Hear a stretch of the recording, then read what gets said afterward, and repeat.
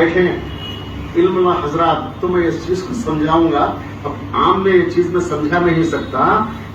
اللہ تعالی اور سرکار دو نظر آتے ہیں، کیونکہ قرآن بھی کہہ رہا ہے سبحان الذی اسری بعبدہ لیلا من المسجد الحرام الی المسجد الاقصی الذی بارکنا حولہ. میں نے راتوں رات، پاک ہے وہ ذات جو راتوں رات لے گئی ایک بندے کو مسجد الحرام سے مسجد الاقصی تک. اللہ تعالیٰ کو کہہ رہا ہے یہ شریعت ہے، کہ ان لوگوں کے لیے ہے یہ علم جو ظاہراً طور پر حضور اکرم صلی اللہ علیہ وسلم نے یہ چیز پر لگا دیا تھا. جتنے لوگ اب یہ جو کر رہے ہیں وہ جگہ پر وہ صحیح ہیں، کیونکہ یہ باتیں، یہ چیزیں عشق والوں کی سمجھ میں آنے والی ہیں، عقل والوں کی سمجھ میں نہیں. عقل عیار ہے سو بھیس بدل لیتی ہے، عشق بیچارہ نہ زاہد ہے نہ مفتی نہ. عاشق جو ہوتا ہے وہ نہ زاہد ہوتا ہے، نہ عابد ہوتا ہے، نہ فقیہ ہوتا ہے، کچھ نہیں ہوتا، صرف عاشق ہوتا ہے. اس کے لیے اب تمام لوگ اس ایک سلسلے سے وابستہ ہیں. اس سلسلے کے بزرگان دین سے آپ وہ تعلیمات حاصل کرنے کی کوشش کیجیے جو آپ کے اندر اطمینان پیدا کرے، کیونکہ اللہ تعالیٰ قرآن میں فرماتا ہے یا ایتہ النفس المطمئنہ ارجعی الی ربک راضیۃ مرضیہ فادخلی فی عبادی ادخلی جنتی. اے نفس تو مطمئن ہو جا. کیسے مطمئن کیا جا سکتا ہے؟ کیونکہ ہمارے اندر وسوسے آتے ہیں. سرکار دو عالم صلی اللہ علیہ وسلم کے پاس ایک صحابیہ ہے، یا رسول اللہ وسوسے آتے ہیں، مجھے نماز ہٹانے کی کوشش کرو. سے جنگ ہے وہ، اصل میں جو جہاد ہے وہ جہاد ہے. جہاد جسے کہا گیا تلوار لے کر لڑنے کو نہیں کہا گیا، اپنے نفس کو قابو میں کرنے کی جو لڑائی ہے اس کو جہاد کہا گیا. اپنے نفس کو جہاد کر کے اپنے نفس کو قابو میں اگر کر لیا تو مطمئن ہو گیا، کیونکہ ایک نفس کو موت ہے، ایک نفس مطمئن ہے. یہ راز ہے. اللہ تعالیٰ فرما رہا ہے کل نفس ذائقۃ الموت، ہر نفس کو موت کا مزہ چکھنا ہے. تو وہ کون سا نفس ہے جسے موت ہے؟ وہ کون سا نفس ہے جسے اطمینان ہے؟ یہ راز ہے. یہ اپنے پیر سے سمجھنا چاہیے. نفس یہ پیچھے ہے، کام چار ہے، دل ایک ہے، کام چار ہے، وجود ایک ہے، کام پانچ ہے. اللہ تعالیٰ چار چیزوں سے بنایا انسان کو، وہ چاروں کی نشانیاں ہمارے اندر موجود ہیں: آگ، ہوا، مٹی، پانی، اور اس کے بعد اپنی روح. اس کا ایک الگ الگ کام ہے، ایک الگ الگ چیزیں ہیں اس کی. ہوا کا کام کیا ہے، مٹی کا کام کیا ہے، اس کے تمام چیزیں ہمارے وجود میں موجود ہیں. اسے کیسے کام کرتے ہیں؟ خود تو ذاکر ہو، اپنے اندر والے پورے چیزوں کو ذاکر بنا لو. وہ ذکر و اوراد دیے جاتے ہیں تو خالی بیٹھ کر ہمیں تسبیح سے پڑھنے میں نہیں ہے. تسبیح کے مطابق ایک بات یاد آئی، شاید لوگوں کو پسند نہیں آیا لیکن پھر بھی کہہ دیتا ہوں. تسبیح کہے کاٹ کی کیا پھیرے مجھے کیا پھرنا دیتی، من کا پھیریو ترنت ملا دو. تو من کا پھیرنے کو بیٹھا ہے، تیری توجہ ایک طرف، تو ایک طرف. تو اپنے آپ کو اگر تھوڑی دیر کے لیے پھیر دیں، اپنے آپ کو پھیر لے تو اس سے ترنت ملا دوں. تو ہمارے اندر اللہ نے ایسی چیزیں رکھی ہیں، قرآن سے ثابت ہے یہ چیز. اللہ خود فرما رہا ہے وَنَحْنُ أَقْرَبُ إِلَيْكَ مِنْ حَبْلِ الْوَرِيدِ، میں تیری رگِ جا سے قریب ہوں. النبی اولى بالمؤمنین من انفسهم، مومن کے نفسوں سے زیادہ قریب سرکار دو عالم صلی اللہ علیہ وسلم. اور اللہ تعالیٰ فرماتا ہے ابلیس نے مہلت پوچھی، میں آدم کو جو ہے نا، آدم کے بندوں کو تیرے گمراہ کروں گا، کیونکہ تو نے اسے مقام دیا ہے، مجھے نہیں دیا. میں تو اتنے سالوں سے عبادت کر رہا تھا، میں اتنا بڑا عابد تھا، زاہد تھا، فلاں تھا.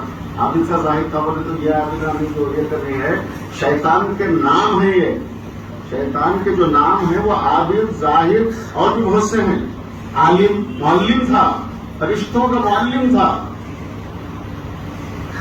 لیکن پھر بھی شان خداوندی اگر غور کیا جائے تو ایک مٹی اور ہاتھ سے بنائے ہوئے پتلے میں جو چیزیں رکھی اس نے اور خود کی روح پھونک دی، پھونکنے کے بعد تمام فرشتے جو رب کے سامنے سجدہ کرتے تھے ان کو آدم کے سامنے جھکایا. یہ راز ہے، یہ راز ہے. کیونکہ ایسا کون ہے جو اپنے سامنے سجدہ کرنے والے کو خود کی بنائی ہوئی چیز پر سجدہ کرائے؟ یہی راز کو خود کے اندر وہ تلاش کرنا ہے، اپنے پیر سے یہ چیزوں کو سیکھنا ہے. ہمارے وجود کو اللہ تعالیٰ نے اتنا بہترین بنایا ہے کہ ہم اسے جو ہے نا بھلا بیٹھیں گے. اقبال صاحب کا ایک شعر ہے، خدا کو بھول گئے لوگ فکر روزی، خیال رزق ہے رزاق کا خیال نہیں. صبح اٹھ کو سوچ رہے ہیں کہ میں کیا کرنا، کہاں جانا، کیسا کمانا، کیا کرنا، کس طرح سے میری روزی کو حاصل کرنا. غلط نہیں ہے، یہ بے شک کرنا ہے، لیکن تو پہلے اسے یاد کر.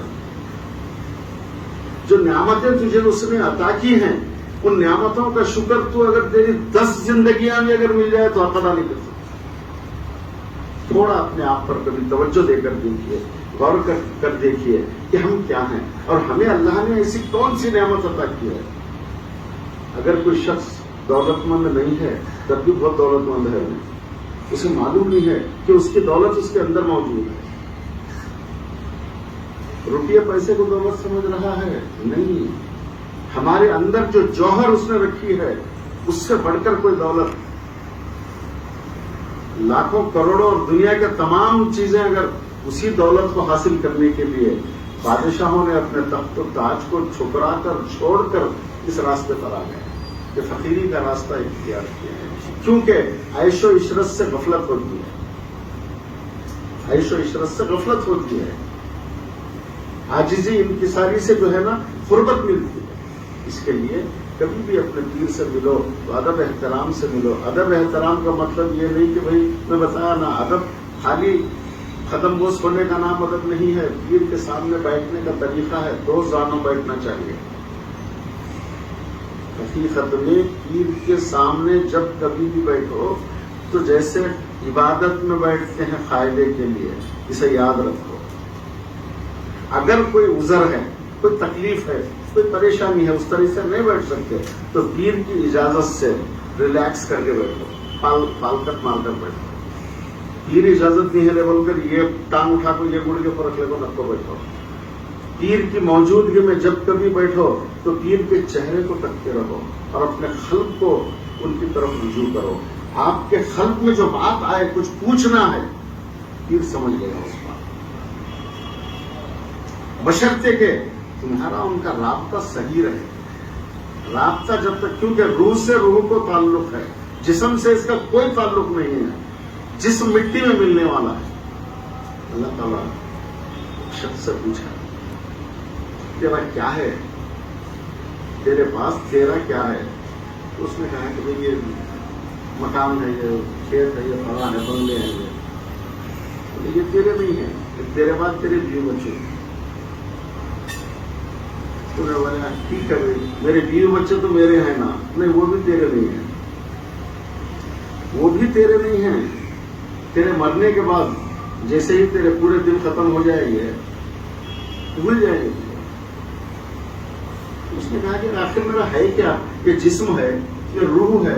نہیں، وہ بھی تیرے نہیں ہے. روح میری ہے، وہ میرے پاس آ جائے گی، جسم مٹی میں مل جائے گا. تو جو لاہٹ کر پوچھا کہ آخر میرا کیا ہے، تو اللہ تعالیٰ نے فرمایا کہ تیرے پاس بہترین وقت ہے، ہر گزرتا ہوا لمحہ تیرا ہے، تو اس میں بھلائی کر، تو اپنے آپ کو سمجھ لے، اس میں تو اپنی جو ہے نا پہچان کر لے. اس میں تو جس دن اپنی پہچان کر لے گا، تیری پہچان میں میں بھی ہوں، سرکار بھی ہے، کائنات بھی ہے، سب کچھ ہے.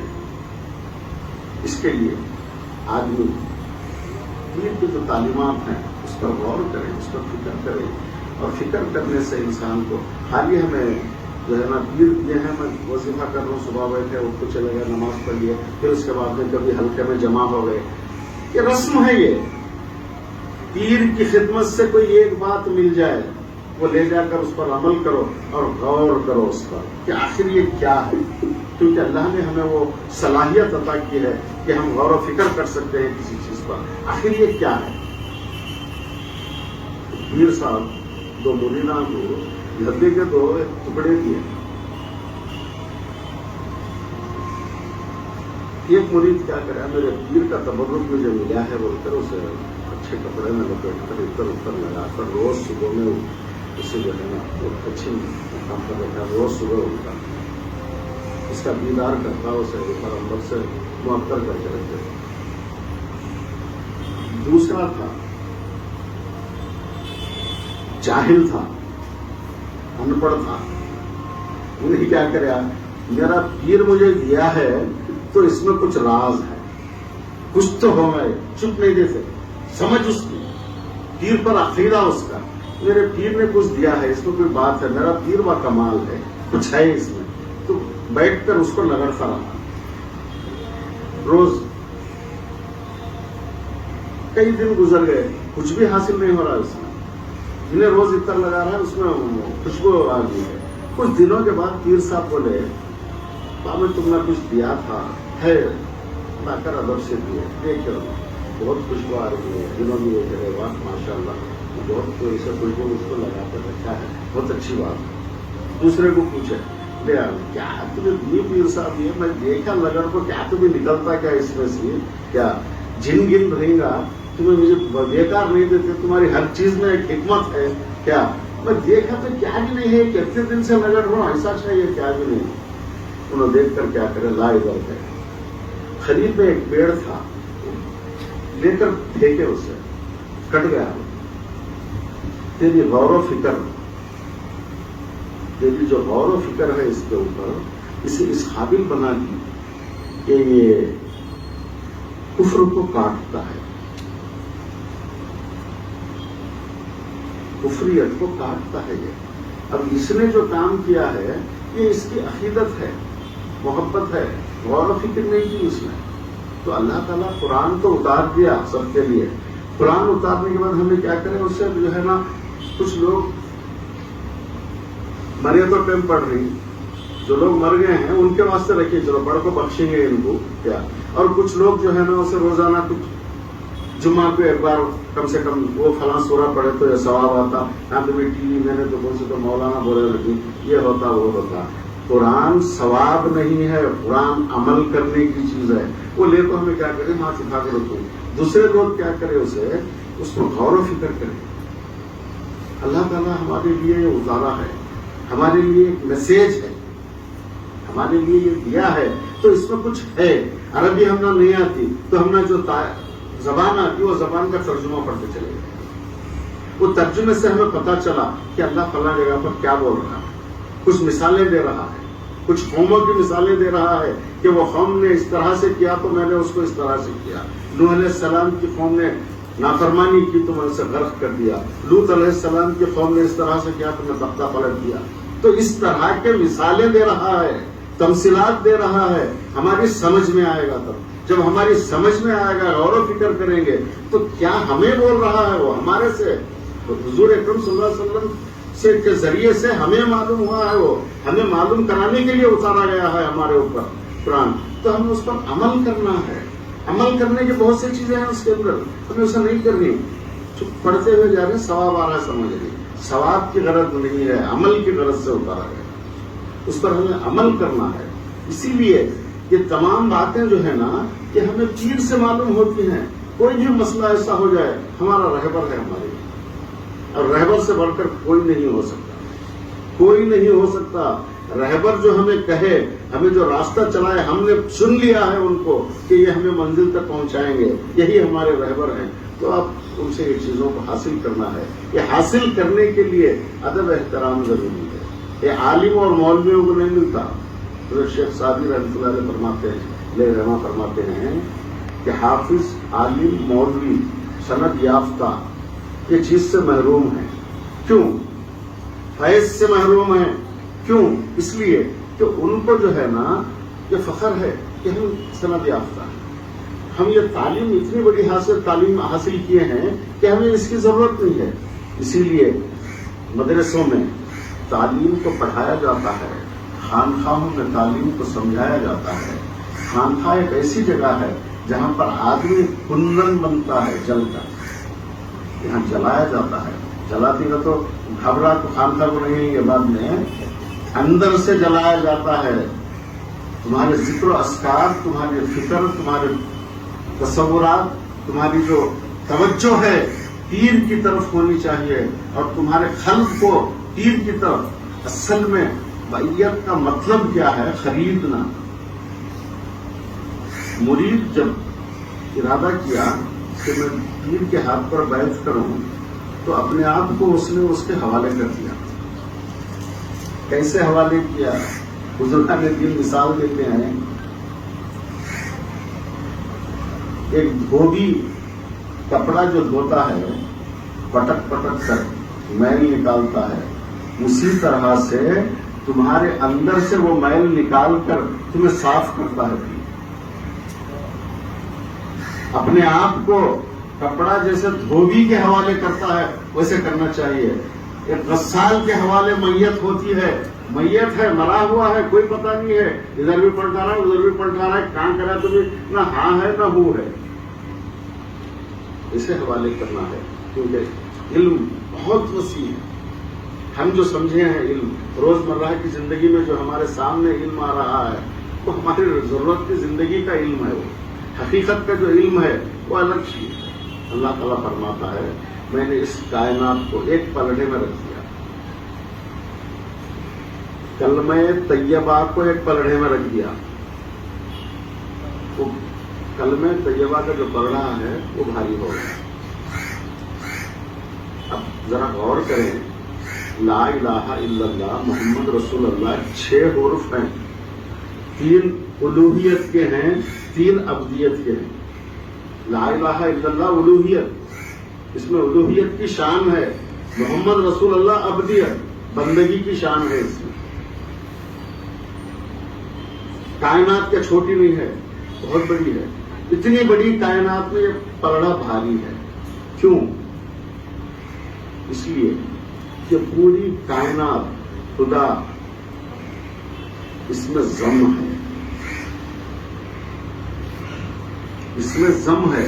اسی لیے سرکار دو عالم صلی اللہ علیہ وسلم سے واحیہ قلبی کی شکل میں جبرائیل امین تشریف لائے.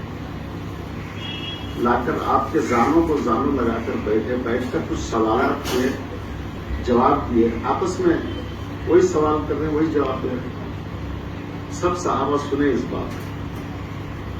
سننے کے بعد جب چلے گئے وہ تو پوچھے یا رسول اللہ کون تھے یہ؟ تو بولے یہ جبرائیل تھے، واحیہ قلبی کی شکل میں آئے تھے. یہ تم لوگوں کو تعلیم دینے آئے تھے. وہی سوال کر رہے تھے، وہی جواب دے رہے تھے. تو اس میں 5 چیزیں بتائی گئی. حضور ایک حدیث ہے، یہ باب الایمان کی حدیث ہے. 5 چیزیں بتائی گئی. سب سے پہلے کلمہ فرض ہے. کلمہ توحید سب سے پہلا کلمہ فرض ہے. لیکن اللہ کے رسول فرما رہے ہیں وہاں پر سب سے پہلا فرض یہ ہے کہ اللہ کے ایک ہونے کی گواہی دو.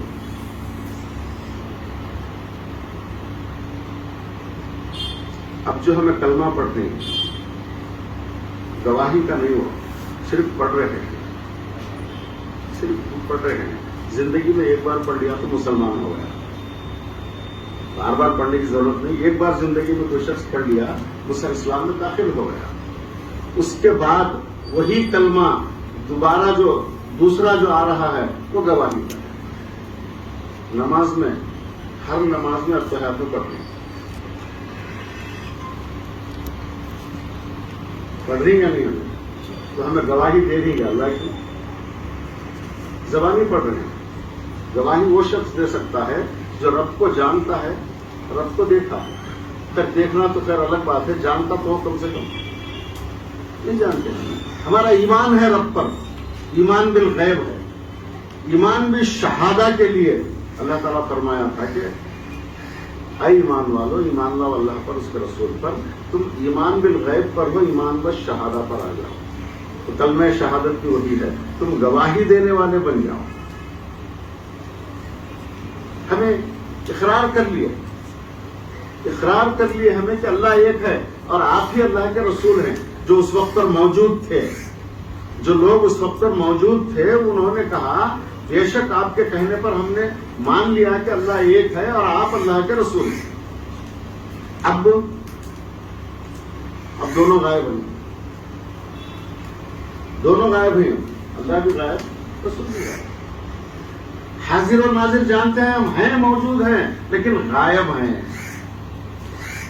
اس کا مشاہدہ کیا جا سکتا ہے، اسی کو پیری مریدی کہتے ہیں.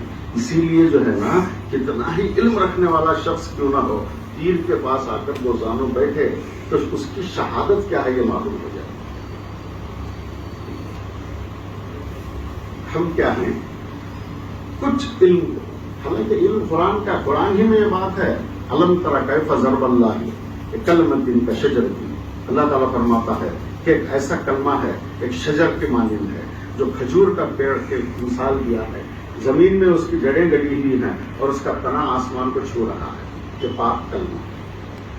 ایک کلمۃ خبیثۃ کشجرۃ، ایک ایسا کلمہ ہے جو زمین کے اوپر اٹھتا ہے اور وہ معمولی سے اس سے بہاؤ سے چلے جاتا ہے. تو تمہاری بات ایسی نہ ہو کہ معمولی سے کوئی بات سے بہ جائے، تمہاری بات ایسی ہو کہ وہ ایسا گڑے طوفان بھی اسے نہ ہٹا سکے. اس کو گواہی کہتے ہیں. اللہ کے ایک ہونے کی گواہی اس کو کہتے ہیں. ماننا تو سبھی مانتے ہیں، ہر قوم کا شخص اللہ کے ہونے کو مانتا ہے. اللہ کہاں ہے، کیسا ہے؟ اللہ ہر جگہ موجود ہے، ہر بشر میں موجود ہے. اللہ تعالیٰ جدھر تمہاری نظر، فَأَيْنَمَا تَوَلُّوا فَثَمَّ وَجْهُ اللَّهِ، تم جدھر نظر کرو گے ادھر اللہ ہی کا جلوہ ہے، اللہ ہی کی تجلی ہے، اللہ ہی کا چہرہ ہے. وجہ کی معنی چہرے کو کہتے ہیں. اللہ تمام چیزوں سے پاک ہے، ہر چیز سے پاک ہے، لیکن پھر بھی کہہ رہا ہے کہ میں نے آدم کو اپنے ہاتھوں سے بولا. اللہ تعالیٰ کہتا ہے آدم کو میں نے اپنی صورت پر بنایا. حدیث قدسی ہے، اپنی صورت پر بنایا. تو اللہ کی کوئی صورت نہیں ہے، پھر بھی آدم کو اپنی صورت پر بنایا. علم ایک ایسی چیز ہے، بہت بڑا خزانہ ہے. دنیا کی پوری دولت بھی اگر اس پر لٹ جائے تو یہ حاصل نہیں ہوتی. ہاں، اگر دل پھر جائے، عشق اندر تمہارے جاگ جائے اور تمہارا ادب احترام سے اگر کسی کے پاس بیٹھنا ہو تو اللہ تعالیٰ کے فضل و کرم سے وہ چیزیں حاصل ہو سکتی ہیں. اس لیے اپنے پیر و مرشد سے جڑے رہیے. اللہ تعالیٰ آپ لوگوں کو جو ہے نا ایک بہترین سلسلہ عطا کیا ہے. ان سلسلے کے بزرگوں سے آپ فیض یاب ہوئیے. فیض یاب ہو کر انشاءاللہ تعالیٰ آگے منزلوں کو طے کرتے ہوئے اللہ کسی منزل پر آپ کو پہنچائے. اللہ اس کے آپ کے مراتب کے حساب سے آپ کو یہ علم عطا فرمائے. اس کے ساتھ میں اپنی چیز کو ختم کرتا ہوں ایک دعا کے ساتھ.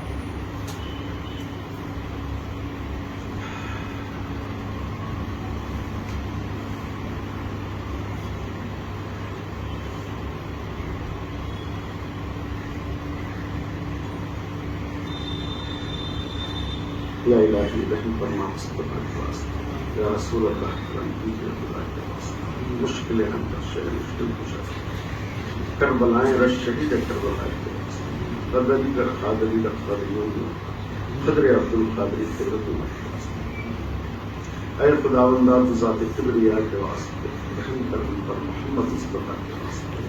ہم ہوئے ہیں زار جس درد محنت میں عزیز، کھول دے مشکل علی مرتضیٰ کے واسطے. خواجہ بصری حسن کا نام لاتے ہیں شفیع شیخ عبدالواحد اہل وفا کے واسطے. فضل کر ہم پر طفیل خواجہ ابن حیاض شاہ ابراہیم بلخ کی بادشاہ کے واسطے. حضرت خواجہ حذیفہ کی یہ قرآن کر بور ریرا قصری صاحب اللہ کے واسطے. خواجہ منشاد کے خاتم رانی شاد کر شیخ ابو الصاحب چشتیہ کے واسطے. خواجہ عبداللہ احمد محمد مقبولہ خواجہ یوسف سارس کے واسطے. خواجہ مسعود چشتی خواجہ حاجی شریف خواجہ عثمان اہل باسطہ کے واسطے. وادی ہندوستان خواجہ معین الدین حسن شیخ الدین اطفیہ کے واسطے. کام کر شیرین طفیل خواجہ گنج شکر اور نظام الدین محب کے اولیاء کے واسطے بخش دے ہمری خطائیں اور محبت مسئلہ استفید پیران شجرا چشتیہ کے واسطے واخر دعوانا کوئی سوال ہے تو بولیے پوچھیے. بیوی کے حوالے سے پوچھ سکتے ہیں آپ. بہتر ہے سعودی سرمدی کے مطابق تھوڑا روشن ہے.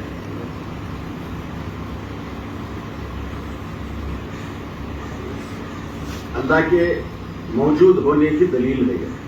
جیسے میں نے 2 آیتیں پڑھی آپ کے سامنے. اللہ تعالیٰ فرماتا ہے کہ میں تمہاری شہرت کے قریب ہوں، اور ایک مقام پر فرماتا ہے کہ میں تمہارے نفسوں میں ہوں. تو یہ تو اللہ نے کلام میں فرما دیا. تو صحابہ نے سرکار عالم صلی اللہ علیہ وسلم سے پوچھا یا رسول اللہ کہ تو ہمارے ساتھ کیسا ہے؟ ہمارے خود فرما رہا ہے کہ شہرت کے قریب کیا ہے. تو وہ چیز کو اللہ سرکار عالم صلی اللہ علیہ وسلم نے یہ بتایا کہ تمہارے اندر ایک آواز ہے جو روح پھونکی گئی آدم کے خانے میں. نور رکھا گیا سرکار دو عالم صلی اللہ علیہ وسلم کا آدم کی پیشانی میں. سب سے پہلے جو روح پھونکی گئی تو ایک مقام سے جا کر دوسرے مقام سے واپس آ گئی. پھر دوبارہ پھونکی گئی. پوچھا کیوں؟ تو بولے نہیں، بے چینی ہے، اندھیرا ہے، ظلمات ہے اندر. پھر دوبارہ پھونکے، پھر واپس آ گئی. تو اللہ تعالیٰ نے ان کے پیشانی میں نور کو رکھا. نور کو رکھنے کے بعد ضیاء آ گئی اندر. جیسے ہی روح پھونکی گئی قرار پائی. تو جو روح قرار پائی اس روح کو سن سکتے ہیں آپ. صوت کی معنی ایک آواز ہے. ہر بشر کے اندر یہ موجود ہے. ہر بشر کے اندر یہ آواز موجود ہے. اور اس آواز کو ایک بار اگر پیر کھول دے تو زندگی بھر تک آپ اسے نہیں سننا بھی چاہیں تو آئے. اور اسی آواز سے بزرگان دین فرماتے ہیں، میرے پیر و مرشد فرماتے ہیں کہ اس آواز کو ہمیشہ جب توجہ دی جاتی ہے سنتے ہوئے 2 چیزیں اس کے اندر موجود ہیں. ویسے 3 آوازیں ہیں، اسی میں آوازیں ہیں، اسی میں ہیں. سب سے پہلی آواز انبیاؤں پر جو اترتی تھی وہی اسی آواز میں اتری ہے. جو میری کتاب میں بھی لکھا ہوں میں نے. ایک ذکر ہے، سلطان الذکر کہتے ہیں اس کو. یہ حاصل کیا جا سکتا ہے. یہ ذکر کو حاصل کرنے والا اس آواز کو سن سکتا ہے. اس سننے کے بعد ہمیشہ وہ آواز تمہارے اندر آتی رہے گی.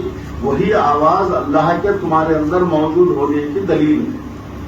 اور جس وقت پر وہ آواز کم ہوتی چلی جائے، کم یعنی کٹتی چلی جائے، جیسے ہم فون سن رہے ہیں آواز کٹ کے آ رہی ہے، ایک بات ختم ہو گئی پھر دوسری آئی، ایک بار کٹ گئی سنائی نہیں دیا پھر آئی، اس طرح سے کٹتے کٹتے آ رہی ہے تو سمجھ لو کہ تمہارا وقت قریب آ رہا ہے.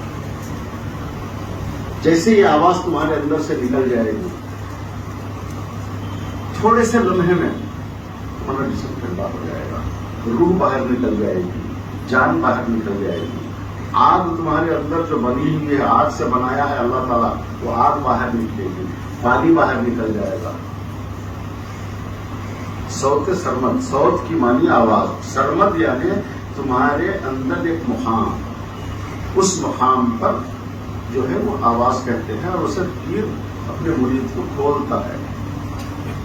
شریعت کا اگر مجھے حکم نہیں ہوتا تو میں وہ چیز آپ پر کھول دیتا. کیونکہ ہمارے بزرگوں کا قول ہے، ہمارے بزرگوں کا قول ہے کہ تم لوگوں کو ایسی تعلیم دو کہ وہ تعلیم کی طرف راغب ہو. لیکن وہ تعلیم جو اگر کوئی مرید ہے تو وہ اپنے پیر سے اس چیز کو حاصل کرے. صوت سرمد کیا ہے؟ یہ چیز ہے. یہ ہمارے پاس ہی نہیں ہے، بہت سے بزرگان دین کے اس میں ہے. بہت سے بزرگان دین کے نزدیک اسے سنایا جاتا ہے. اور جب یہ آواز تمہارے اندر کھل گئی تو ہمیں 3 چیزوں پر توجہ دلاتے ہیں. پہلے ذکر فاسن پاس پر، پھر اس کے بعد تصور شیخ یعنی ایک ہی ساتھ میں، اور صوت سرمد پر ہماری توجہ رہے. اس میں آوازیں جو ہے نا، میں اللہ تعالیٰ فرماتا ہے حدیث قدسی میں، میں بندے سے پردے کی آڑ میں کلام کرتا ہوں. ہر بندے سے. یہاں کوئی بات ایسی نہیں ہے کہ میں فلاں سے بات کرتا ہوں، میں فلاں سے بات کرتا ہوں. میں شرابی سے لے کر عالم، زاہد، مولوی، پیر کوئی بھی ہو سب سے بات کرتا ہے، کیونکہ سب کے اندر موجود ہے. اہل تصوف کے نزدیک صوفی اسی کو کہتے ہیں کہ جب اس کی نظر پڑے تو سب سے پہلے اللہ کے نور پر پڑے، پھر اس کے بعد کسی شے پر پڑے. صوفی کا صحیح مقصد وہی ہے. صوفی مطلب کوئی، اب اس کے بہت سے ڈیفینیشنز دیے ہیں لوگ کہ بھائی صفا ایک صاف پہننے کپڑا پہننے والا، کیا قلندروں میں رہنے والا، ایسے لوگ صوفی، یہ ان کے سمٹمس ہیں. یہ صوفی صحیح وہ ہے اس کی نظر جب کبھی بھی پڑے تو اللہ کے نور پر پڑے، اس کے بعد وہ شے پر پڑے. سرکار دو عالم صلی اللہ علیہ وسلم مدینے کی